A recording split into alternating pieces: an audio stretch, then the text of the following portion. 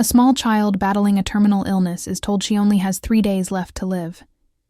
Yet, her stepmother intimidates and verbally abuses her relentlessly.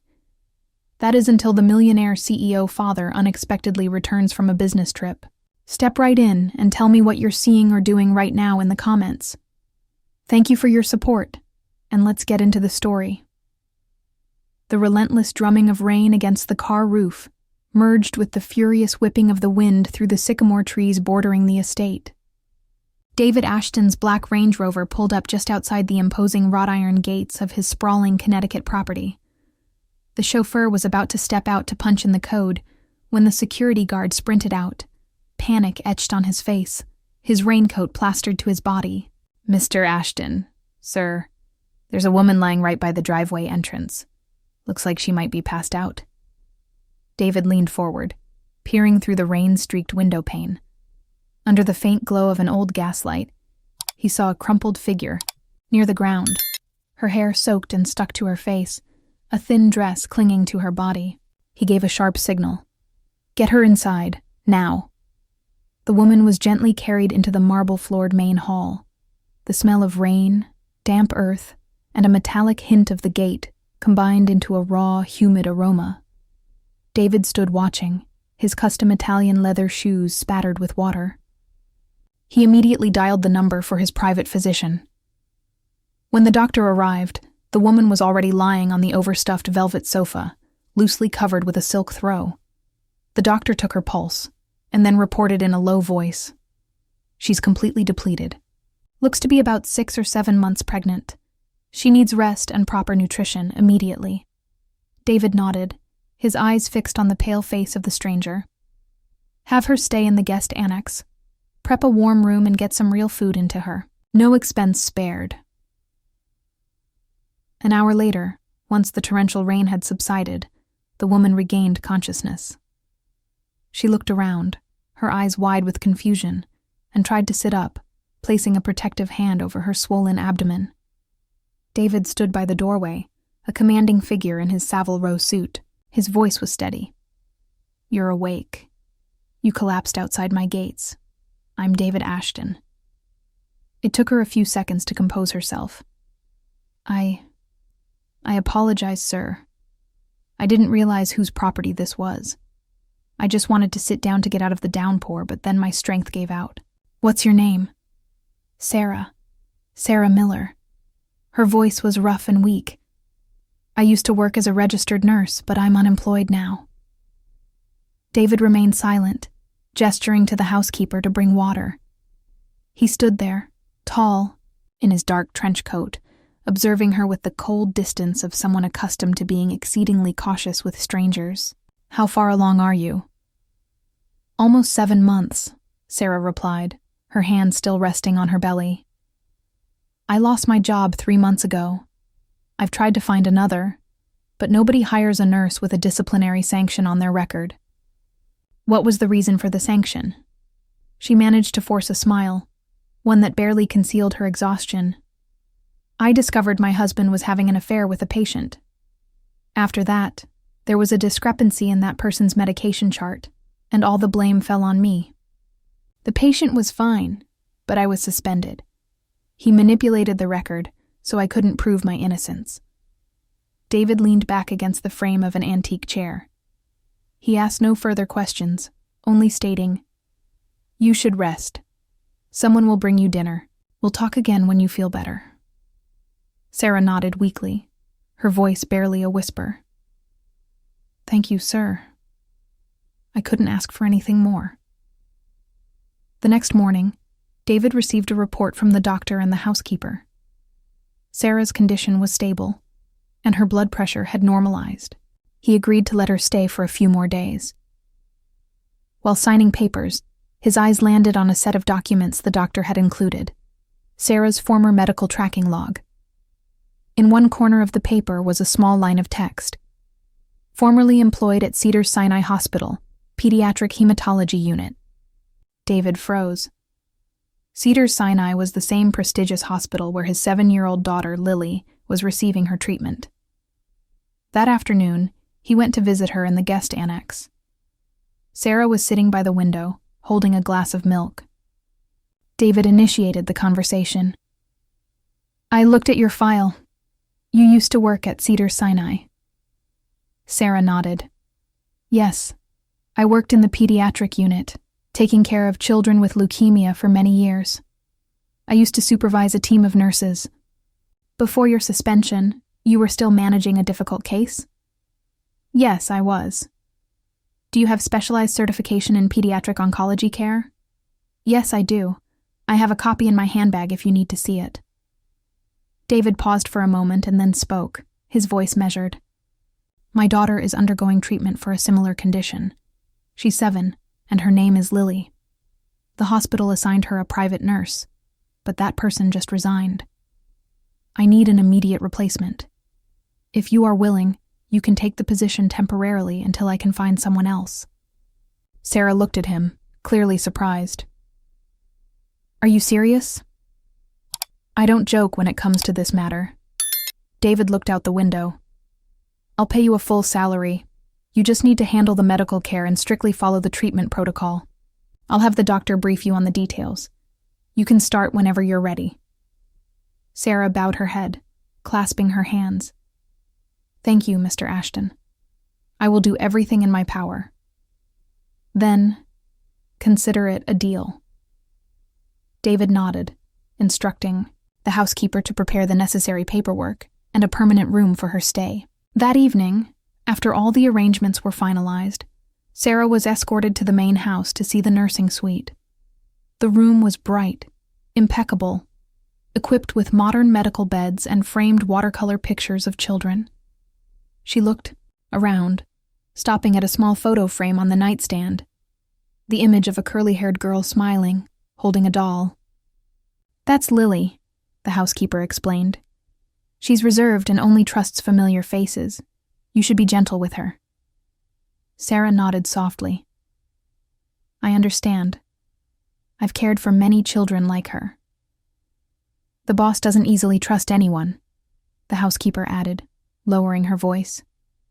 But if he's made a decision, he must have a good reason. Sarah didn't reply. She opened the window, looking out toward the meticulously manicured backyard. The rain had ceased, and the air was humid. Upstairs, David was in his home office, looking down through the glass. He saw the slender woman still standing by the window frame. A complete stranger had just entered his life and was about to enter his daughter's room, something he hadn't allowed anyone to do so easily in the past 3 years. At the end of the long hallway, the clock neared midnight. David rested his hand on the mahogany desk, gazing at Lily's photo on the shelf. He spoke quietly, almost to himself. Perhaps this is the first time I genuinely need someone else's help for you. Zygarnik effect. Micro cliffhanger. Who is this strange woman? The next morning, David escorted Sarah to the main part of the house. The mansion was silent and sterile, like an uninhabited luxury hotel. Their footsteps echoed faintly on the polished tile floor, reverberating in a space so clean and ordered it felt cold. In the lavish living room, Victoria was seated on a modern sofa, wearing a fitted designer dress, sipping coffee, and glancing quickly toward Sarah. Is this her? Her voice was smooth but sharp. David nodded. Sarah Miller was a head nurse at Cedars-Sinai with experience treating pediatric cancer patients. She'll be taking care of Lily from now on. Victoria set her cup down on the table, offering a thin smile. A rather sudden choice, wouldn't you say, David? Shouldn't you have run this by me first? This is for Lily, David replied, his tone brief and cutting. I just wanted to find someone I could trust. Victoria shifted her gaze to Sarah. The smile vanished instantly. I hope you clearly understand the rules of this house. I am in charge of Lily's entire treatment. You are only required to follow instructions. No unauthorized changes to medication, and no asking unnecessary questions. Sarah stood still, her hands clasped in front of her abdomen. I understand, ma'am. I only wish to ensure the child receives the proper care. Victoria smiled disdainfully. Good. I don't like newcomers who think they know everything, especially those who come with baggage. David turned to Sarah. Lily's room is on the 2nd floor. You can start this afternoon. I have to head to the office now. He gave Victoria a quick, penetrating look. I'll call later to check in. And he was gone. As the sound of David's Rolls-Royce faded, Victoria stood up and approached Sarah. I don't know what trick you used to earn his confidence so quickly, but I'll be perfectly clear. I don't need anyone upsetting the order in this house. Lily, she's frail enough. Just stick to the doctor's orders. Nothing more, Sarah nodded. I understand, ma'am. Victoria scrutinized her for a few seconds, then turned away. Lily's room is down the hall. You have 2 hours to prepare. I don't want you disturbing her too much. She's tired. After Victoria left, Sarah ascended the staircase, her steps light. The second-floor hallway was silent. The bedroom doors were closed. She knocked gently. There was no reply. When she opened the door, she saw a small girl sitting at a desk, her loose hair coloring in a drawing book. Lily? Sarah called softly. The child looked up. Her dark round eyes were cautious. Who are you? I'm Sarah. Your dad said I'm here to help take care of you. Lily stared at her for a few seconds, then nodded weakly. You're a nurse like the last one. Yes. I used to work at the hospital. I know you don't like shots, do you? Lily frowned. I'm not afraid of shots, I'm just afraid of the medicine. Sometimes after I take it, I feel really weak. Sarah pulled up a chair and opened her notebook. Do you take your medication every day? Yes, but sometimes Mom says I don't need it today. She says I'm getting better. Sarah quickly jotted down a few things. If your mom says that, then the doctor probably authorized it. Lily looked down at her drawing, whispering, But I still feel tired. I bruise easily on my arm, and I get dizzy a lot too. Sarah looked up, paying close attention. Where do you get bruises? Can you show me? Lily pulled up her sleeve. Faint purple marks tracked across her wrist. The last nurse said it was from the medicine, but she left already. Sarah observed the marks without saying anything more. She closed her notebook and spoke in a low voice. I'll make a note of this for the doctor to review. Why don't you rest now? When Sarah stepped out, Victoria was standing right in the hallway. I told you not to disturb the child too much. Sarah kept her voice steady. I was just asking about her reaction to the medication, ma'am. Unnecessary. I told you the doctor has adjusted the dosage. Lily is progressing well, but the child is showing signs of anemia and easy bruising. She might need further testing. Victoria cut her off. You don't need to diagnose anything. We have a private physician. You just do your job. Sarah nodded, stepping back. Understood. That afternoon, Sarah officially began her duties. She checked Lily's temperature, blood pressure, fluid intake, and medication. She noticed that the daily medicine bottle had been replaced with one of a different brand with a new, completely sealed label. She quickly snapped a photo and logged the change in her tracking journal. At dinner, David called home. Victoria picked up the phone. Her voice was sickly sweet. Everything's fine. She managed to eat a bit. Yes, don't worry about it. After hanging up, she looked at Sarah. He doesn't need the details. I will only report when necessary, Sarah continued writing silently. After dinner, she tucked Lily into bed and set an alarm for medication time. Just as she was reaching for the bottle, Victoria walked in. Her voice was clipped. Not necessary. The doctor said we skip it today. Sarah looked up. But the child is tired today. Skipping a dose could disrupt the treatment schedule. Victoria stopped right in front of her. You are an employee here. If I say skip it, that means skip it. Sarah clenched her fists. Then I need to document this medication suspension in the record to inform the doctor. No need to inform anyone. I take responsibility, do you understand? Sarah didn't reply. She simply wrote the line. Medication suspended at the request of Victoria Ashton in her notebook. 2 days passed. David was away on an extended business trip, leaving only Victoria, Sarah, and Lily in the vast house. The child spoke less, mostly lying in bed reading or coloring. Sarah noticed that Lily's breathing was shallow and her skin paler. On the night of the 3rd day during dinner, Lily tried to hold a spoon, but her hand trembled. She managed a weak smile. I'm fine, just a little dizzy. As soon as she finished speaking, she slumped forward, and the spoon clattered onto the floor. Sarah quickly caught her. Lily gave a muffled cry. Victoria stood up, frowning. It's nothing. She's just a little tired from lack of sleep. "We need to call the doctor," Sarah insisted. "No." I said no. Sarah looked at Victoria, then at Lily, who was now unconscious in her arms. "Are you certain this is just fatigue?" Victoria turned away, her voice icy. "You just need to follow my instructions. Don't interfere in matters that are not yours." Sarah carefully laid Lily on the sofa, checked her pulse, and then looked up. "If her condition worsens, I will call emergency services myself. I cannot allow a child's life to be jeopardized just because of an order." Victoria whirled around again, her eyes flashing with pure rage. "You have no authority in this house, nurse." "I don't need authority," Sarah replied, her voice low but firm. "I just need to do my job right." The tension seized the air. Victoria shot her a glance as sharp as a blade and then stormed out. Sarah knelt by Lily, waiting for the child to wake, her hand still resting on the small, weak pulse of the little wrist. At the dining table, the glass of water Victoria had just left was still weakly bubbling. The afternoon light filtered through the drapes, as faint as the silent breaths of the house that had been quiet for days. A few hours after Lily's collapse, Sarah was still sitting by the bed, her hand resting lightly on the tiny wrist, counting every pulse beat. She didn't move until the child opened her eyes. Lily blinked several times. Her voice seemed to come from a fog. "Are you crying?" Sarah shook her head slightly, avoiding eye contact. "No, I was just a little worried." "How do you feel?" "A bit dizzy, but I'm okay. I just want to sleep more." Sarah took her temperature, noted the reading, and said, "From now on, I'm going to reorganize your medication schedule. You will take your medicine at the same time every day, and we will take breaks during the day, so your body doesn't get too worn out." "But Mom said I only take it when she reminds me." "I will be the one reminding you now." Sarah's voice was gentle, yet decisive.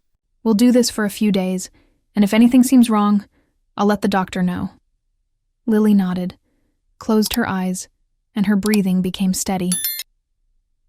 3 days later, Lily's condition improved slightly. She started talking more, especially during breaks when Victoria wasn't around. Sarah often sat with her at the study table, helping her color. One afternoon, while Sarah was updating her log, Lily suddenly asked, "Ms. Sarah, why is my medicine orange one day and white the next? It has the same name, but it looks different." Sarah looked up, pausing for a beat. "You mean those little round pills?" "Yes. Mom said they're the same kind, just from different manufacturers. But sometimes after I take them, I get really sleepy. And other times I'm wide awake like I've had coffee." Sarah put down the pen and opened her notebook. "I need to know exactly what medication your mom was using. Do you remember which bottle she used?" Lily pointed to the cabinet on the right side of the bed. "In the bottom drawer, there's a box with a green label." While the child was napping, Sarah opened the cabinet to check. Inside the drawer were 6 bottles with the same name, but different labels. 2 of them had manufacturing dates from over 2 years ago, with the expiration dates rewritten with correction fluid and new labels pasted over them. Sarah picked up one bottle, carefully examined it, and put it back. That night, Sarah raised the issue with Victoria. As soon as she mentioned it, Victoria let out a weak laugh. "You're making too big a deal out of this. Those bottles are backups. Expired or not, it makes no difference. I kept them because the doctor once said they could still be used for a few months. But the labels have different handwriting and different dates. I think we should confirm this with the physician." Victoria put down her teacup, her eyes cold. "I told you I'm in charge. If you don't feel comfortable, you can leave whenever you want." Sarah remained silent, saying only a brief sentence. "I will log this information in the tracking journal." The next day, David returned from his business trip. He met with Sarah in his study. "Victoria said you were raising concerns about Lily's medication." Sarah handed him her notebook. "I simply noticed some old bottles with relabeled tags and wanted to verify them. Lily has different reactions after taking them. I believe it could be due to the dosage or the quality of the drug." David skimmed through a few pages, reading the neatly written notes. Administration time, temperature, reaction, pill color. He looked up. "I appreciate your concern for the child, but Victoria has been caring for Lily for 3 years. She works directly with the doctor. I trust she knows best on this. Sarah nodded softly. Yes, sir. I will only supervise. I won't change anything. David closed the notebook, his voice softer. Thank you, Sarah. I know you care. After he left the room, Sarah sat, staring at the open notebook. She picked up a pen and highlighted in red the days when Lily's skin was bruised. She realized they matched the times Victoria switched the medication bottles. That afternoon, as she was reviewing the medicine, Sarah heard Victoria's high heels clicking in the hallway. She quickly closed the cabinet drawer. Victoria walked in, her voice full of control. What are you doing? I'm logging Lily's medication schedule. Good. From now on, you will hand a copy of this log to me every night. I want to make sure you are following the exact medical orders. Sarah nodded. Understood, ma'am. And one more thing, Victoria continued. Don't confuse the child by asking her about the medication. She only needs to follow my directions. I just want to ensure the dosage is accurate. You don't need to ensure anything. Victoria slammed the cabinet shut and locked it. I will hold the key. When needed, I will provide the medicine to you. Sarah looked at the key in Victoria's hand, then at Lily lying down reading a book, without saying anything. That night, when everyone was asleep, Sarah turned on her desk lamp and continued writing in her notebook. She compared Lily's reactions day by day: fatigue level, sleep duration, extent of bruises. The meticulous notes were becoming increasingly dense. The next morning, Lily woke up early, seeing Sarah sitting by the window with her notebook and pen, and asked, "Why do you write so much?" "I'm writing down everything you tell me so that later, if the doctor asks, I can give the correct answers." "Are you writing everything?" "Even the part where I like drawing princesses?" Sarah smiled. "I remember that part. No need to write it down." Lily rested her chin on her hand. "You're different from the others." "They wouldn't talk to me." Sarah simply replied, "Perhaps they didn't understand what you needed." Lily looked up, speaking very quietly. "Please don't go. When you're here, I feel less scared." Curiosity gap. "Why is the girl so attached? What is Victoria doing to her?" Sarah placed her hand on the child's thin hair, offering no verbal reply. That afternoon, Victoria brought a fresh, sealed bag of medication. "The doctor sent more supplies, Sarah. Don't worry your pretty little head." Sarah glanced at the labels, noticing a completely different pharmacy chain's name, Walgreens instead of CVS. "Which physician authorized this supplier change, ma'am? I need to update the records for continuity of care." Victoria's eyes narrowed. "You are truly becoming tiresome, Sarah. I handle all the logistics. You just log what I tell you to log. Don't interfere with the finances." Sarah simply replied, "I will log exactly what you have instructed." When Victoria left, Sarah quickly photographed every bottle, noting the discrepancy in suppliers and missing seals on some generic bottles. That evening, David called home. Sarah overheard him talking to Victoria in the great room. "She's fine, David, but this new nurse is a bit demanding. Always questioning the medical plan. I worry she's stressing poor Lily. As long as Lily is stable, that's what matters." Sarah, listening from the upstairs landing, gripped her recording device. She added a final note to her log. Father still in the dark. Stepmother isolating the child and manipulating the narrative. The next morning, Victoria produced a physician's note, authorizing the medication change, complete with a photocopied signature. It lacked any official hospital letterhead or seal. "See, Sarah? Everything is above board. Now stop your worrying." Sarah remained silent, but kept a copy of the suspicious document. That afternoon, when Sarah went to administer the routine medication, the door to Lily's room was locked from the inside. She knocked softly. "Lily, time for your afternoon dose."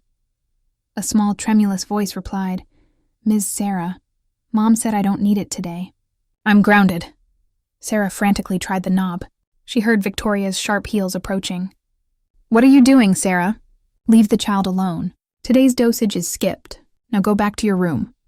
Sarah stood her ground, looking directly at the furious woman. "If anything happens to Lily due to this intentional lapse, I will call the police and report you for criminal child neglect, Mrs. Ashton." Victoria offered a chilling smile. "You should worry about yourself, Nurse Miller. You are replaceable, and don't forget where your baby's protection is coming from." The door slammed shut. On the afternoon of the second day of David's trip, he felt an unprecedented, sickening anxiety. He cut his multi-million-dollar deal short and ordered his private jet back to Teterboro. He arrived at the estate unannounced as dusk settled. From the driveway he heard a sound, a weak, choked cry, emanating from the main hall. He burst through the front door. The scene froze him. Victoria was standing over Lily, holding the decorative wooden cane from the fireplace mantel. Lily was slumped on the marble floor, struggling for breath, clutching her tiny chest. "Victoria! What in God's name are you doing to my daughter?" David roared, his voice shaking the crystal chandelier. Victoria spun around, her face a mask of shock. "David, you're back!" She was misbehaving. "Just a little lesson in respect." David ran to Lily, kneeling. "Lily, are you all right, sweetheart?" The child looked up, her eyes wide with terror and tears. "Daddy, I'm so tired. I only have 3 days left to live." The core hook. David's blood ran cold. "Who told you that horror?" "The nurse at the hospital. Mom said I don't need my medicine anymore because I'm going to heaven soon." David shot to his feet, facing Victoria. "Tell me the truth right now. What is the meaning of this?" "She's lying. Sarah told her those things to garner sympathy." "I was just teaching her discipline." "Are you certain of that, Mrs. Ashton?" Sarah's voice sliced through the tension as she descended the staircase, holding her files and phone. "I have proof, Mr. Ashton. Irrefutable, documented proof." David looked at Sarah, a mix of hope and sheer desperation in his eyes. "What proof?" Sarah opened her phone and played the crystal-clear audio recording. Victoria's voice, cold and devoid of feeling, echoed through the vast hall. "Just cut the medicine. Save the effort and the money. The child won't last much longer anyway." Victoria's composure shattered. "You bitch! You recorded me in my own home?" Sarah ignored her, handing David the folder. "This is the fraudulent medication change form, signed only by her. And these are the bank statements, showing she systematically withdrew over $300,000 from Lily's medical trust fund and transferred it into her personal offshore investment accounts. The withdrawals coincided with the times Lily's condition rapidly worsened." David snatched the file, his eyes burning through the pages, dates, signatures, dollar amounts. He looked at the wife he thought he knew. "You used my dying child's future, her final chance, to fund your lavish lifestyle. For a stock portfolio?" Lily whimpered faintly. "Daddy, it hurts." "I can't breathe." David scooped up his daughter. "Sarah, get my car. We're going to Mass General." "Now!" Victoria lunged at him. "You cannot leave." "I forbid you to take her." David's gaze was lethal. "You have no authority here. You lost that right the day you raised your hand against her. You and I are done." He pulled out his phone and made 2 calls. One to his head of security, the other to the Boston Police Department. An hour later, 2 cruisers were outside the gates. Victoria Ashton was placed in handcuffs, screaming about her influential lawyers and the disgrace of it all. David held Lily tightly in the foyer, Sarah by his side. At Mass General, Dr. Ben Carter delivered the final, devastating verdict. "David, I'm so sorry. The prolonged withholding of the necessary chemotherapy and cardiac stabilizers caused irreversible systemic collapse. We can only make her comfortable now. She has hours, maybe a day." David sat in the sterile hospital room, his head bowed. Sarah placed a comforting hand on his shoulder. "There is nothing more we can do, David. Let's take her home as a family, where she can feel safe and loved until the end." Lily was returned to the mansion that night, surrounded by her favorite blankets and a scent of lavender. David sat by her bedside, holding her hand, whispering every story he could remember. "I'm here, Lily. I'm not leaving you again."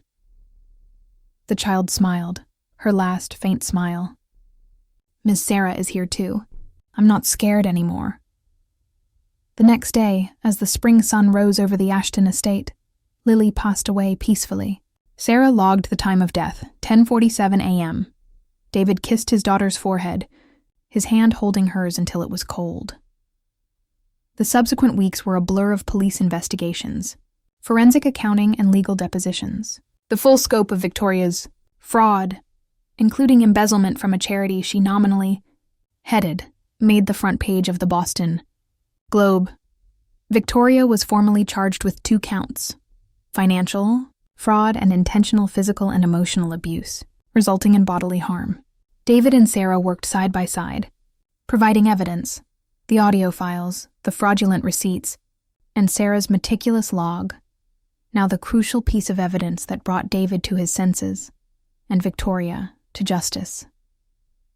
"We got justice for Lily, David," Sarah said softly one evening in the study, where he was looking over the final police reports. He looked up, his eyes empty. "Justice came too late, Sarah. I failed her. My daughter only had 3 days left to live, and I let her spend those days with her tormentor." A deep, guttural sob escaped him. Sarah walked over and held him, a simple, non-judgmental comfort, allowing the powerful man to finally mourn the irreversible loss.